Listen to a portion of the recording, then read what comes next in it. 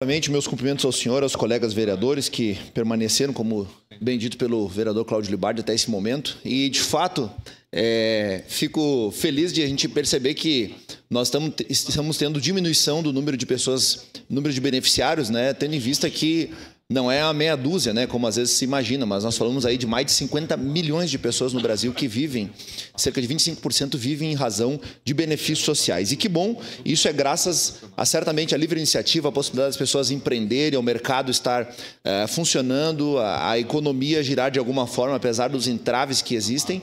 E, obviamente, né, eu fico feliz, inclusive, de ouvir os colegas aqui da esquerda dizendo que o objetivo é que isso não seja ad eterno, né, como nós falamos aí no mundo jurídico, não seja para sempre, mas sim uma oportunidade de ingresso no mercado de trabalho. Porque, de fato, vereador Libardi, tendo a concordar com o senhor que o maior programa social que existe é a carteira assinada, é um CNPJ aberto, é a pessoa podendo empreender.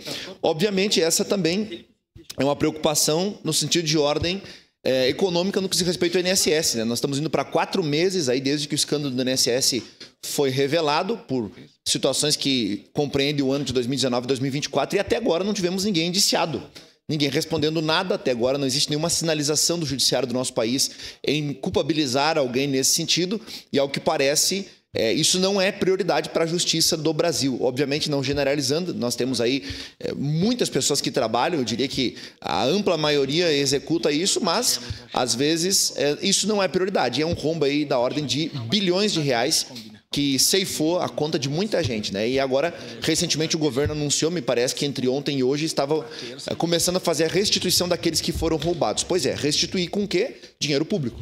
É o dinheiro público gasto 2 vezes. Primeiro o que foi roubado, desviado, o que foi pelo descaminho, agora dinheiro público sendo devolvido para as pessoas. Então, além de nós pagarmos a conta, a gente vai pagar 2 vezes e sem um vislumbre aí de indiciamento. E para me encaminhar já para o fim aqui, presidente, quero deixar registrado que o MEC, Ministério da Educação, né, o governo que tanto fala em educação, ciência, tecnologia, inovação, prioridade, né, o futuro educação, universidades, suspendeu a compra de livros didáticos de ciências, História e Geografia por falta de orçamento.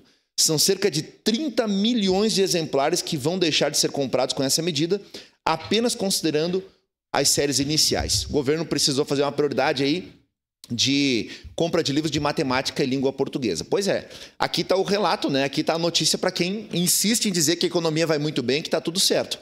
Então, aqui novamente constatado de que o governo está afundando. O Ministério da Educação não tem dinheiro suficiente para conseguir comprar livro didático para a escola pública. Essa é a realidade que nós nos encontramos no país. Me encaminhando já para o fim também, senhor presidente e colegas, apenas fazer um registro aqui de uma outra matéria que me preocupa, já que nós falamos tanto em soberania nacional e etc., né, esse assunto tem vindo à tona, é que, em razão do corte de 812 milhões de reais no orçamento da aeronáutica, que já tem afetado a manutenção de aeronaves, apenas 3 dos 10 aviões do grupo estão operacionais. E a manchete aqui é que, sem verba, a Força Aérea Brasileira pode suspender voo de ministros a partir de 3 de agosto por falta de combustível. Imagine só, o governo que fala em soberania nacional não consegue ter combustível para abastecer os próprios aviões. Então, aqui está mais uma falácia, mais um relato, infelizmente, triste, de ver que soberania nacional é só discurso, é falacioso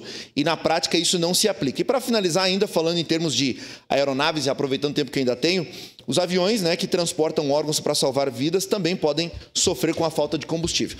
Com a falta de transporte para ministro não me preocupa muito, mas não vai ter combustível para transportar órgãos para as pessoas. Esse é o governo do amor, esse é o governo da saúde, da educação, do pobre, esse é o governo que diz que governa para as pessoas, está há 17 anos e cada vez mais está derretendo e afundando. Era isso, presidente, muito obrigado. Obrigado.